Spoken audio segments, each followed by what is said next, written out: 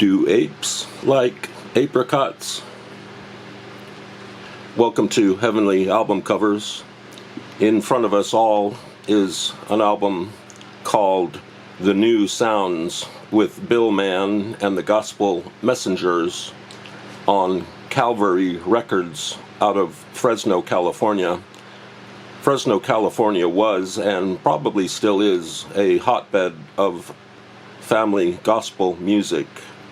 Here we see Bill Mann in the front in his nice button-up suit, orange shirt, and a silver tie.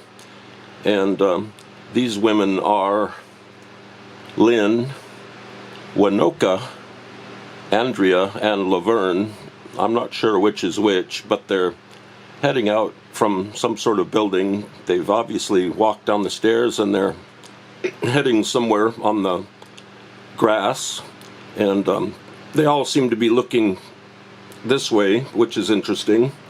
And that's all. That's the New Sounds with Bill Mann and the Gospel Messengers. Let's take a closer look before we go.